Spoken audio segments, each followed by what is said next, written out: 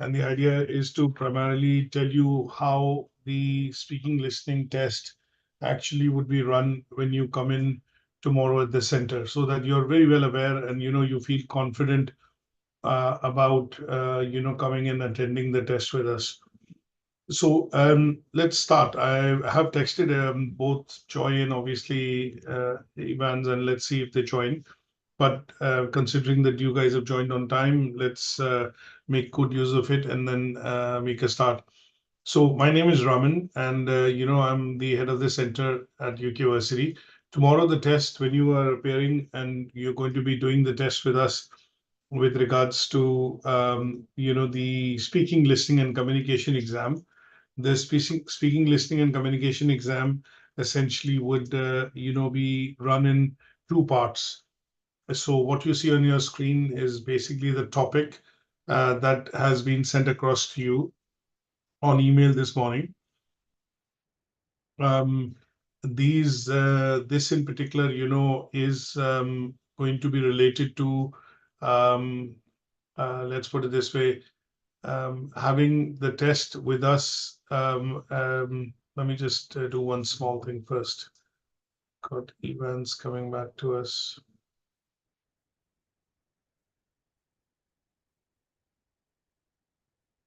Okay.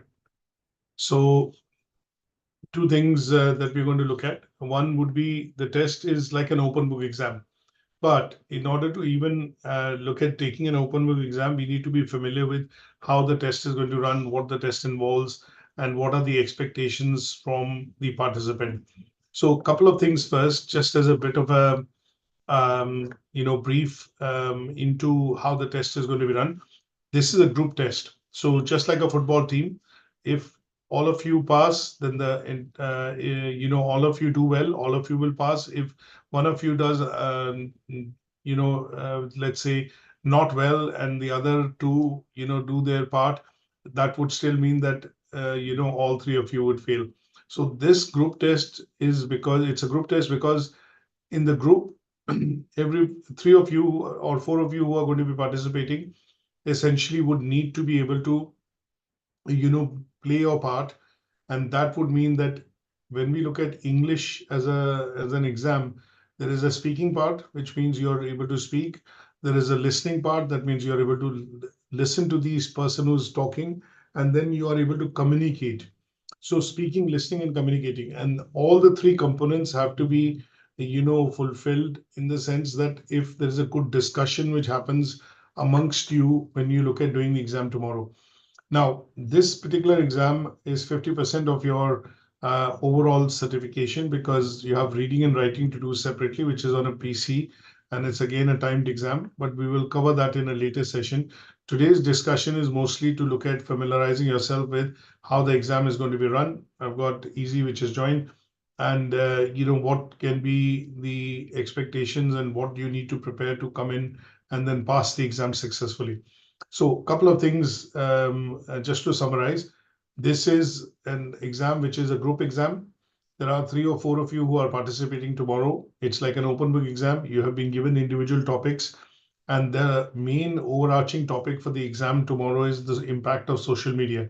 Now, when I go into details of the topic, what the exam would constitute of is two parts. First is exam would have what is called a presentation. Now, we are not going to be looking at a PowerPoint presentation or a presentation that you have to do standing up and doing it on the board. The presentation part, which is the first part, is essentially going to be you sitting around a table, all of you facing each other, and each of you would need to make a presentation on the topic question which has been given. So when you check your emails, you would have been given a specific topic question, but all the topic questions are included in the overarching topic of impact of social media. Now, what is the requisite for the part one of the exam? Part one is a presentation, which is a minimum of 12 to 15 minutes per learner. That means you should have enough material prepared and researched that you are able to speak for 12 to 15 minutes in terms of presenting that topic question. So if I look at, for example, there is a topic question which would have been assigned to you, which says what are the negative effects of social media, just as an example. Now, when we talk about the negative effects of social media, we have also given some indicative idea or content to say we need to look at negative impacts could be cyberbullying, spreading misinformation, and internet addiction. Now, each of your topic questions will have certain tips given in it to say these are the bits that you need to elaborate on, and these are the areas predominantly that you need to research on to collect the material, bring it onto a Word document. When you come in, you email the document to us, and we will print that out in bigger fonts and line spacing, so that it is clearly readable and visible. But you should have enough research and material available to be able to speak for 10 to 12 to 15 minutes. Now, in topic question 3, it says negative effects. So if I have to start that presentation tomorrow, I would start it this way. I would say, good morning, everyone. My name is Raman Singh, and I'm here today to do the speaking, listening, communication part of the test for NCFE. My topic question is, what are some of the negative effects of social media, like cyberbullying, spreading misinformation, and internet addiction? Now, before I start, yes, if you have a question, raise your hand. Thank you, Rose. I'll give you a second, come to you in a second for the question. So what will happen is I would start by essentially looking at defining the keywords in my topic question first, just as an example. So I'll talk about what is social media. I can talk about social media is, there are different social media or channels available through which we are able to send, share, create, and disseminate information. They tend to be channels like Facebook, LinkedIn, Twitter, TikTok, and they all constitute social media. The reason why we call it social media is that these channels allow you to interact, network with each other, and you're able to share information in the form of videos, pictures, voice, or any certain form of text messages with your family, with the friends, and with your near dear ones. Now, there are lots of different types of social media.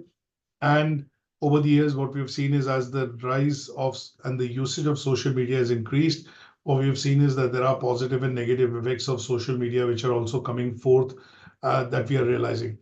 My topic question is to focus on negative effects, and these are some of the negative effects that I'm going to focus on in my presentation. I'm going to be talking about some of the negative effects of social media, which will include things like cyberbullying, spreading misinformation, and internet addiction. Let me start with cyberbullying, and then you explain what is cyberbullying, give an example, maybe an experience, and what you're doing is you're, to a certain extent, talking for about 12 to 15 minutes to cover your topic.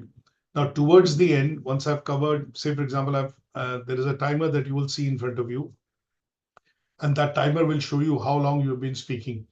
Now, you have to clock minimum 12 minutes to be able to pass. Anything over 12 minutes makes it much more easier and convenient for you because you're not just meeting the bare minimum criteria, but you're exceeding that criteria. And towards the end, what I would do is, if I've finished presenting my topic, then I would say, I'd like to conclude by saying that although social media has a lot of negative effects, we need to see this in a positive light. And as long as we can moderate and use the media and the different channels in social media in moderation, I think it provides more benefits to the to humanity and community in general. Now I would like to invite questions from my colleagues. So other people on this test, which are listening into the presentation that I made, would be required mandatorily to ask me questions. And these questions would need to be detailed questions. It can't be a question unrelated to the topic. It has to be a question to what I have presented, what I've covered in my topic. So when I'm presenting, you are expected to make notes, not go through your own topic of what you're going to present and how you're going to talk about, but you write down a few set of points that you would want to ask questions on. And these questions can be 2 or 3 questions per learner. So if, for example, Rose has presented this topic 3, then Soumya, Easy, and Iman will be asking at least 2 or 3 questions, taking turns. So I will introduce by saying, okay, my name is Iman, and I'd like to ask you a question. And you'll tell the question, and then Rose would answer. And if you're happy with the answer, you'll say thank you. Then Soumya would step in and say, my name is Soumya and I would like to ask a question. And then if you're happy with the answer, then you'll say thank you. Then Ivan could jump in and ask another question. Okay, my name is Ivan. You have to identify every time you ask because the whole session is being recorded. So what will happen is you need to identify yourself with your name. So it'll say again, my name is Ivan and I'd like to ask another question to Rose. And similarly, Easy comes in and she says, I would like to ask another question. So you have to make notes on the presentation which Rose is presenting, and then ask 2 or 3 questions, which are detailed questions on her presentation. And that would help her complete her part 1 of the test. Now, this part, when it is completed with the presentation and the Q&A session, will then be done by Soumya, will then be done by Easy, will then be done by Ivan. And in each of your cases, when you're presenting and you're inviting questions, the other learners in the test would be asking you 2 or 3 questions. So if I look at just the part 1 of the test, before I take Rose's question, just to summarize, what will happen is in the part 1 of the test, each of you would have spoken between 15 to 20 minutes. Your recording time would be between 15 to 20 minutes because if you present for 12 minutes and you answer question answer sessions for 3 or 4 minutes or 4 or 5 minutes, you'll be looking at about 15 minutes on an average of recording time. So if I look at 4 of you with an average of 15 minutes, that would mean 1 hour primarily spent on just the task 1 of the test tomorrow. Is that okay? Now feel free to ask me questions. Yes, Rose, what is your question? Thank you, sir. I just wanted to know, you mentioned that we have the opportunity to print out Word So what you would do is when document. Can it be like a PowerPoint as well, or just a Word document? It could be a Word document, it could be a presentation, whatever you feel you're comfortable with, you can bring that across. And what we will be able to do here is print that out for you. All right. So bring about at least, I would say, if you're bringing out PowerPoint slides, if you're making it as a presentation, don't look at PowerPoint slides, which are going to be just, 3, 4 bullet points. They need to be at least 10 to 15 slides and they need to be quite worded so that you have enough material to be able to speak and obviously then, do justification to your topic question. Is that okay? Yes, thank you, sir. Okay. Any other questions from anybody else? Ivan, you were trying to ask a question? I'll give you an idea. Sometimes I have learners who bring the presentation across, and this is how the presentation looks like. This is how detailed the presentation is for them to be able to, make, let's say, a presentation, during the test. So what we will do is we'll print that out for you. But I would generally say that it'll be best for you to actually bring something across in a Word document. And how you would go about doing a bit of preparation on this would be quite simple. You copy your question and say, for example, I was giving an example of topic 3. You copy this question, and what I would do is basically go in and put this onto a Google browser. And then there are lots and lots of different things which will come up. And these things, when they come up, what will happen is you would essentially copy and paste some part of these topics into a Word document. As you can see here, sorry, what I've done is I've just put across, the topic into the Google window. And when I put this topic across in the Google window, as you can see, there are lots of different things which are coming up. So 10 negative effects of social media on society. If I click on this topic and I would read it, then addiction linked to cyberbullying, which is relevant, addiction leading to misinformation, which is also, let's say relevant. And the third part in that is basically internet addiction. So I would read a couple of topics which are coming up. And what I would do is fake news, which is spreading misinformation. I would read these. And if I find anything relevant, in the, say, for example, in my research, if I find something relevant. So for example, I find this particular bit to be, quite relevant. This is a very good explanation on the topic. What I'm going to do is obviously, copy this and I'm going to put this across into a Word document. And the reason why I would put this across into a Word document is that at some stage, what I would do is come back and do my own reading and, in some cases, rewrite some part of it to make it my own topic, personalize it, as I would say, or contextualize it. And that would mean that I've got enough points to be able to talk when I have the discussion on that day. And I'll give you an example. I've looked at one topic, then I've gone into the other. It talks about cyberbullying, and I look at some of the details here. Quoting statistics is going to get you more points. There are some assessment criteria in the test which you need to nail, and that would mean that you are going to be definitely able to pass. Your test tomorrow has 26 marks. You have to be able to score minimum 18 out of 26 to be able to pass the test tomorrow. Now, we have got that marking criteria. We will share that marking criteria with you as well. And that marking criteria that we share would have higher points if you include something related to, say, statistics, because that is going to be important because it's a way of talking about and presenting data which primarily shows that your research is detailed and it has been done well because of the fact that it includes data which is primarily backed up by research or some sort of statistics.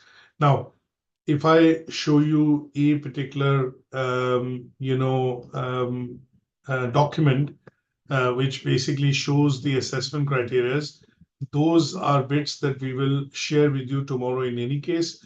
But just very briefly to show and for you to pair your eyes over it, I'm going to send, obviously share this across with you. But these are the criteria on which you're going to be marked.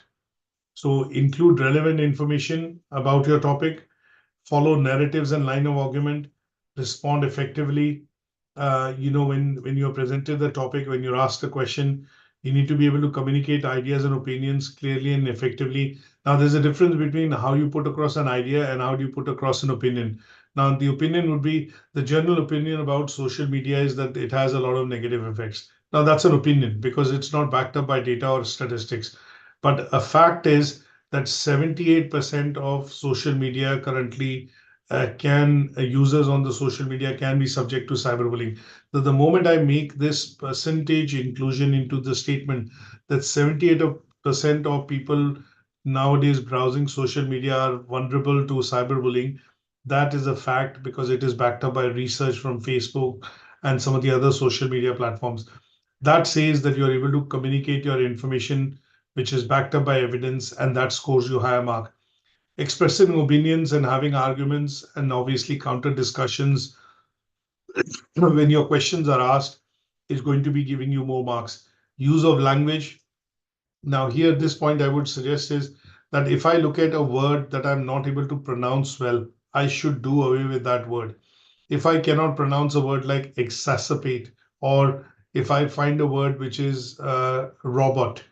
Now, sometimes our pronunciations and our dialects can be different, but because this is an English test, what my suggestion would be when you look at your language and the effectiveness and accurate use of it, because it's an English exam, you should look at using simple words, short sentences, which are clear, which are crisp, and obviously convey your clarity of thought or help you convey what you're trying to share or speak in terms of the presentation and the topic question. So if I find words like, for example, superexpialidocious, which is the longest word, and if I can't pronounce that well, my suggestion would be change that word or use a synonym of that word. Now, sometimes I say advantages, and if I can't say advantages, I will use the word pros. If I say disadvantages, I would use cons, benefits or disbenefits, or benefits and harm. So those are bits that you are looking at substituting. So in your topics and when you prepare, if you find there are words that you feel are not comfortable when you pronounce, try and practice them. If you are not comfortable at all, then find similar sounding words or synonyms of those words so that you are not going to stutter and hesitate to pronounce that when you're making the presentation. You have to be able to adapt to discussions to suit your audience. So one of the key things that we do when you come in tomorrow at 10 o'clock, you have to ensure that when you are in from 10 o'clock till 1:30. The test might last only 1.5 hours, but we need to do a lot of things in that time when you're here with us. One of the things that we're going to do is when you come into the center, we're going to ask you, okay, have you got your preparation material? Yes, great. Let's have a printout of that material. And then what we're going to do is break you up into groups, individuals from the group, and then say, can you time using this timer or your phone that you're able to speak for 12 to 15 minutes. The second thing that we're going to do is give you 15 minutes amongst the four of you, Rose, Soumya, Easy, and Ivan, to sit down and get to know each other. Simply because when we have a group discussion, which is the second part of your test, what will happen is if you don't know each other, if you don't know where you're working, what do you do, and if you're not comfortable with each other in the room, then what will happen is the group discussion will not feel like a discussion. It'll feel like that as if you're individually making statements in the group topic discussion, but you're not communicating with each other. You're not picking up where the other person left, and you're not responding to what the other person is trying to imply or say.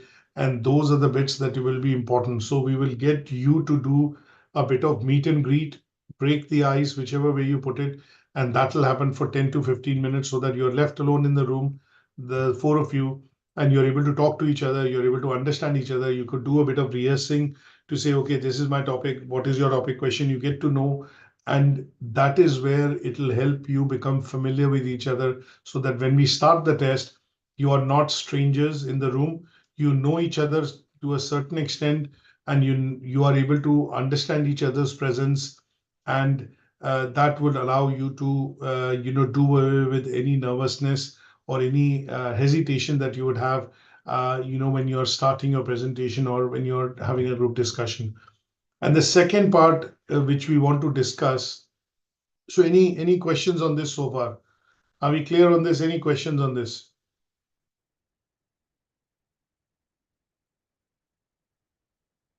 Okay, the second part of your test, after everyone is presented and everyone has completed the presentation and the Q&A session, we'll have a 5-minute break. You're not allowed to leave the room once the test starts, so water will be made available. You'll have enough paper and pens and other things available. And once the test starts, you're not allowed to leave the room. But when we do the second part of the test, we'll have a break of 5 minutes so that you can, freshen up or whatever. And then we start the group discussion. Now, this is the second part of the speaking listening exam. Now, this group discussion with the four of you will last about 12 to 15 minutes. Now, because you are four of you in the group, I'm looking at 4 to 5 minutes per learner. This could be anywhere between 12 to 15 minutes or 15 to 20 minutes as well. Now, what is a group discussion? Currently, if I look at this session that I'm talking to you and meeting with you, this is more or so looking like a monologue. I'm the only one who's speaking.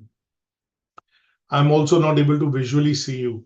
So this looks like to be more of a one-way communication that I'm doing right now on the Zoom. But this is not a group discussion. Although we are all present on the same meeting, we are discussing the same topic and the test for tomorrow, but there is very little participation or very little interaction between the five of us in the group to understand what is happening. Now, when we do a group discussion and when we say, to a certain extent, if I say, a group discussion is, a discussion which typically happens amongst a group of people, say 3-4 people, and that would be on a specific topic or an issue. And the topic for that group discussion tomorrow is going to be discussing pros and cons of social media influence on well-being. Now, when we start the group discussion is not about you presenting your individual topics again, what you've already presented. A group discussion is going to be about, like, we sit across the table, and sometimes, if I have to just show you this image of a group discussion, this is what a group discussion looks like. There are people sitting across the table. They are comfortable with each other. They are able to speak to each other. They are able to make points across, have arguments, and agree on certain points, disagree on certain points. And what it also does is, to a certain extent, allows you to discuss this as a thread. So what is the thread that we are going to throw into the mix tomorrow for the discussion? This is the thread, pros and cons of social media on well-being. So what you're going to do is discuss about what could be the positive and negative effects of social media on the well-being of an individual. Now, in that discussion, you as a group, you as a group are required to reach an agreement to identify two advantages and two disadvantages of how can social media affect a person's well-being. That means, first things first, when I talk about well-being, we need to be clear about what is well-being. Sorry. So the well-being essentially is the state of being healthy or happy, or something. If I look at a textbook dictionary meaning, it is the state of being healthy and happy. Now, if sometimes we see people overusing social media, spending 3 to 4, 5, 10 hours on social media, gaming, things like that, you would generally feel that the people feel isolated, they feel depressed, they feel anxious, they feel confused, and they are far away from the reality of the modern or living world. So in some cases, you need to be clear to bring across these points in the group discussion. Now, one person will not bring across all the points. You have your own perspectives, you have your own points to put forward. But when I put forward a particular point, like let's say if I start, my name is Raman, and the topic for group discussion is pros and cons of social media influence of well-being. Well, guys, before we start, I would like to just put the textbook definition of well-being. Textbook definition of well-being tends to be a state of being comfortable or being healthy or happy. And what we need to be able to do as a group is that we need to be able to discuss two advantages and disadvantages of social media's influence on well-being. And I think our invigilator has given us some tips that how can social media have positive and negative impacts. This topic will be written up on the board. Negative and positive impacts on the impact of on mental health, our relationships, our quality of life, and especially the younger generation, in particular our children. So what we need to be able to do is in our discussion, we need to look at discussing with examples the impact of social media in terms of negative, which could be self-esteem, low morale, depression, social comparison, and those kind of things. And I would then step back. The moment I step back, then somebody else steps in without a lot of pause in the recording. In 1 or 2 seconds, somebody steps in and says, okay, my name is Rose. And I agree with Raman that we need to discuss about we need to discuss the positive and negative impacts of social media on well-being. And one of the things that I would like to discuss would be that there are lots of negative impacts of social well-being on younger generation. And this tends to be that kids are spending their time on social media like Twitter and Facebook, and this keeps them away from any sort of social interactions that they would need to do in the school or after school. I'll give you an example. My kids are on break at the moment because of Easter break, and what I see is that they are always on always on the internet, always on the gaming console, talking to their friends, but they're not going out enough to do any other form of activity, and this keeps them isolated and locked up in the room.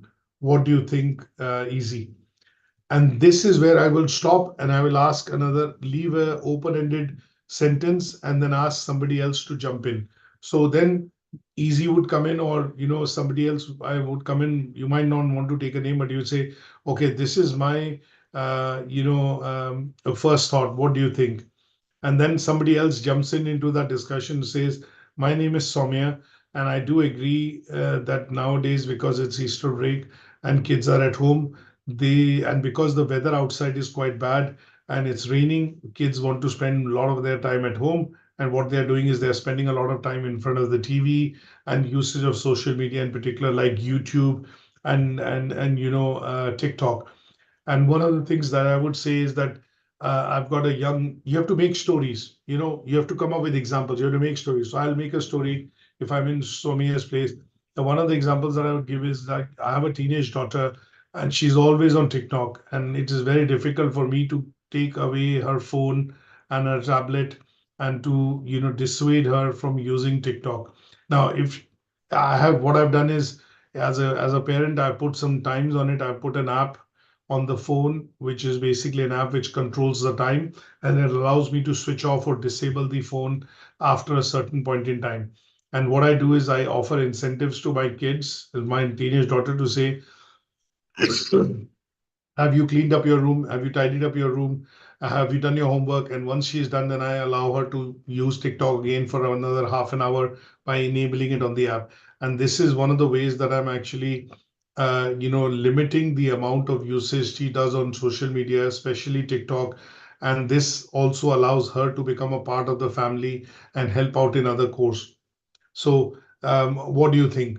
And then somebody else steps in, and Ivan steps in and says, okay, as some of you put across very good point. My name is Ivan, and I would like to contribute by saying that social media has, I have personally seen that social media also has influence on your well-being, especially your self-esteem. Youngsters are today comparing each other, and looking at lots of things on social media, especially TikTok, Instagram, Pinterest, and they have a lot of demands.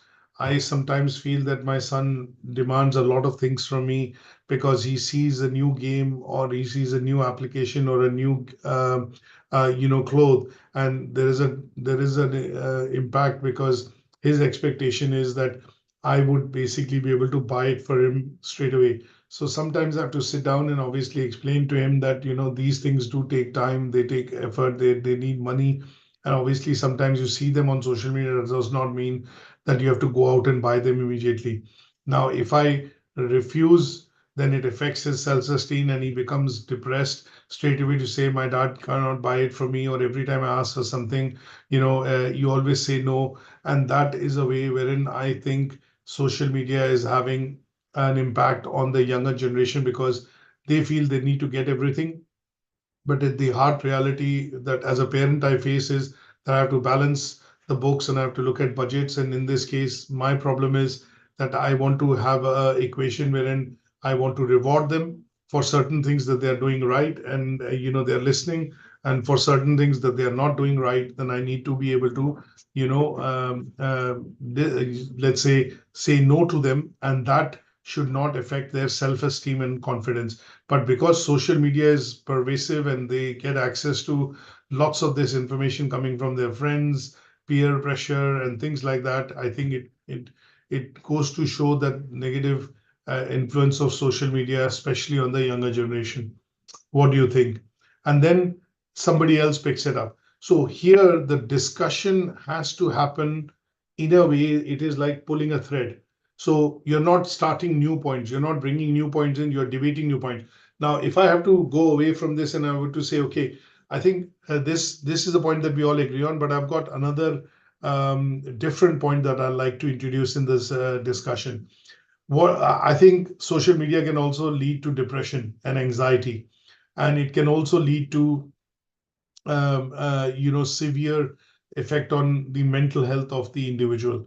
Now, one of the things which I realize is that I know one of my friends who was heavily into social media, and he was doing quite well. At a younger age, he started producing short videos, and he started, getting a lot of following. And obviously, as you know, that a lot of these also are related to the commercial side of things. So he started making a lot of money at the very young age, because he was very successful. But if I look at him now, I also see that the essence of he making a lot of money at a very young age has also, made him feel isolated and depressed, because he feels that he has accomplished everything in life. He has very few friends. He has to always keep up his aura when he's out and about in public, because people get to know him, and people know him, and they recognize him. So he has to keep up his image. And in order to keep up his image, he has to keep spending, and he has to have a certain lifestyle. And in some cases, sometimes he's overspending, he's even borrowing money to maintain his fake lifestyle. And that sometimes makes him very depressed, because he's having to do things that he did not anticipate that would be required to be done at a very young age. And he wants to live a normal life as a youngster, as a young teenager. But I feel that the social media and the impact of social media and him being very successful at the very young age has had a negative effect on him because he's not able to lead a normal teenager's life. He's not able to go to school. People have expectation of him. If he doesn't, fulfill that expectation, people make fun of him. He gets a lot of backlash on his Twitter and his Facebook and other accounts if people don't like what he's saying, and that puts him into a depression mode. And sometimes I've seen that he's so depressed that he's even taking medication for it. So as you can see, I think depression is one of the other things that we also need to discuss in terms of influence of social media on well-being. So, and then you stop, somebody else picks that point up and again discusses the same. Now, at some stage, when you have discussed this in detail, what will happen is one of you will volunteer and say, okay, I think we've had a very good discussion, because on the timer, you will see 15, 20 minutes passing by, and that would mean a good holistic discussion has happened. And then one of you will volunteer and say, okay, I think we all agree on some of the points that we've discussed. And what I would like to do is basically take the lead and summarize 2 advantages of social media on the influence on well-being. And you would say one of the things we all agree on is this, and the second thing we all agree on is this. And then one of you from the group will actually say that I'd like to take the lead and summarize the 2 disadvantages of the influence of social media on well-being. I think we all had a good debate, and we all agree that one of the disadvantages is this, and the other disadvantage is this. Thank you. And everybody says thank you, and then we stop the recording. And that completes the group discussion. Is that okay? Is that understood? Any questions? Yes, very clear. Now, one of the things that you need to keep in mind is the group discussion is a test of your ability to think. It is the analytical capabilities that you bring across into the group discussion, and you're able to make a point and understand somebody else's argument and point, turn it around, either agree or disagree with it. And this part of it tends to be the structured, requirement to have a group discussion. So it is a discussion which will happen amongst the 4 of you. There are open channels of communication, and as a small group, you'll come together, you'll discuss a topic, you'll discuss pros and cons, advantages, disadvantages. You'll complement each other's ideas and opinion. You will disagree on some of the ideas and opinions. You will put forward some of the ideas and agreement and opinions, and maybe statistics. And at the end, you would arrive at a common ground, which is to agree or 2 advantages and 2 disadvantages. And that would be summarizing the group discussion to be able to complete the task 2 of this particular exam. So you have to keep in mind that you're not presenting the topic again that you're doing, that you've individually presented earlier, but you are actually discussing a topic that we've thrown into the mix. Now, our role tomorrow in the test is going to be minimal. We will introduce ourselves, we will introduce the topic and your topic question and the center and a couple of other things. And then we put on the topic in terms of switch on the recorder in terms of recording, and the test will go seamlessly. There is no stopping in the middle. There's no editing that we can do. And that is where it is important that all of you reach on time at 10 o'clock. We ask you to time yourself. If you can do your timing at your end, make sure you do enough research, have at least 8 to 10 pages of data so that you have enough material to be able to speak. It is not a memory test. Let me put it this way. The reason you're not expected to remember everything. So it's like a situation wherein you're asked to make a speech on the stage. But when you go up to the stage and you go behind the podium, what will happen is you pull out some notes and then you put it on the podium. And these notes are cues that you take to make those points or speech when you're doing it from the podium. So you would have your notes with you, but the notes from which you cannot read word by word.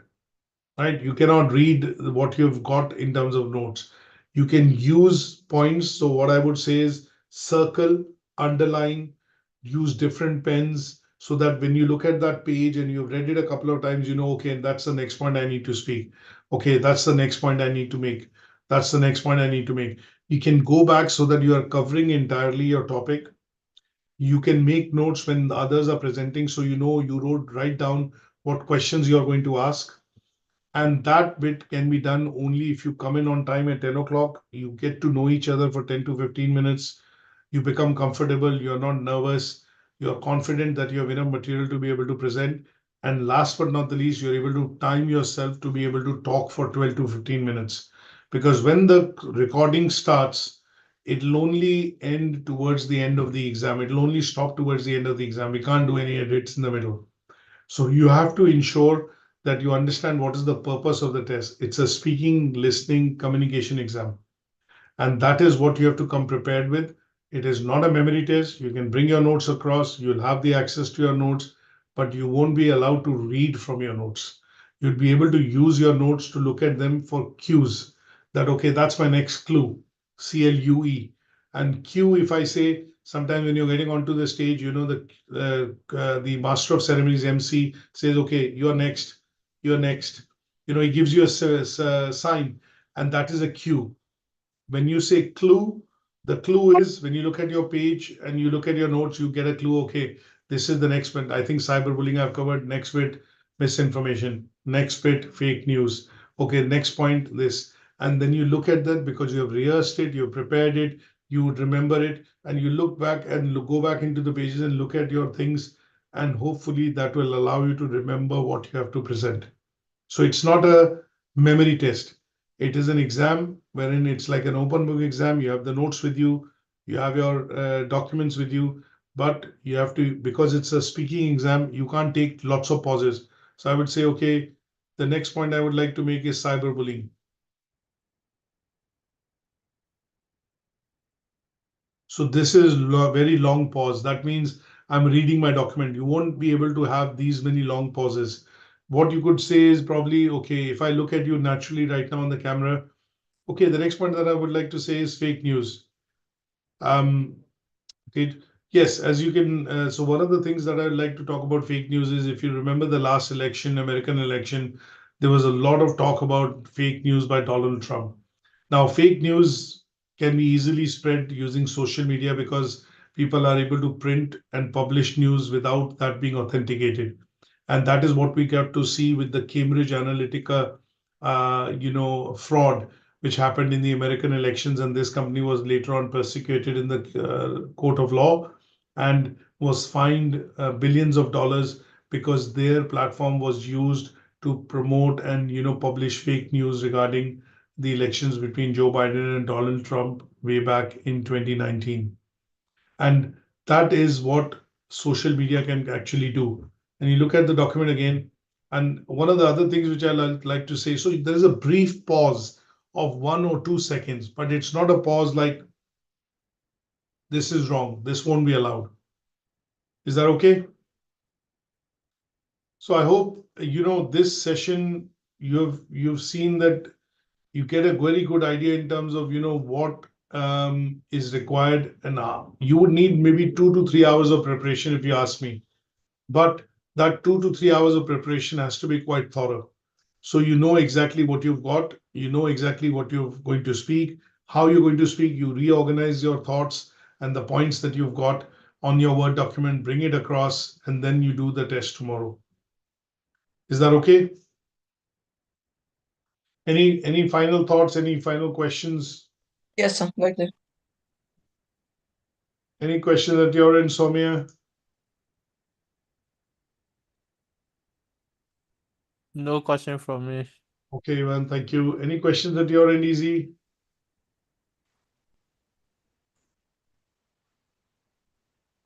Any questions at your end, Easy? No questions. Any questions at your end, Soumya?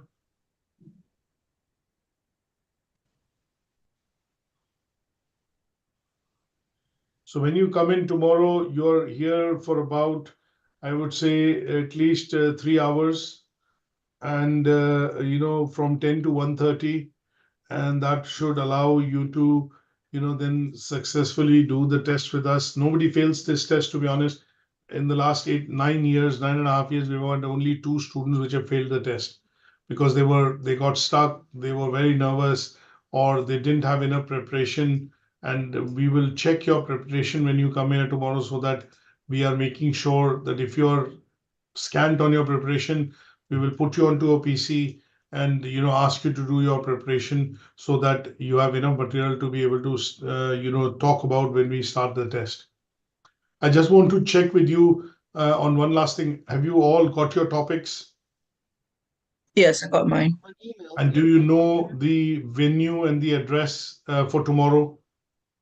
That was the question. Is it universal? What was it? University Yeah, Square? so the address. What I'll do is I will text it to you now on the on the group chat here, and if you make a note of this address, we are in Universal Square. It is 3 Universal Square. If some of you are driving, make sure that you're coming in about 15 minutes early because there is parking available, but it's a paid parking, in front of the Universal Square in Universal Building. It's about £5 for the day. I think I'm not too sure if they allow half a day, but it should be £3 for half a day. For full day parking is £5. I don't want you to be stressed that although there are places that you can find around Universal Square which do not have double yellow lines and you're able to park, but I don't want you to be under stress when you're giving the exam to find out that, okay, I have not parked correctly. Can I go and check my parking? So it's best to, if you're coming down by a car, make sure that you're 15 minutes early so that you're able to come in and park. If you're driving down or if somebody's coming to drop you off, they can drop you off at the reception straight away. And then we are on the 4th floor in building 3, 4th floor, and we are in the green zone. And we are clearly labeled as UK Versity and courses for you. So when you come out of the lifts, you take a left, you'll be able to see on the board UK Versity and courses for you. Just follow it through and you should be able to come straight to the center. We have a phone number as well, which is the switchboard. Note that down, which is 0161 273 4745. Should you wish to reach us, what you could do is obviously give us a ring. And if you're say, for example, running late, then you can give us a ring as well.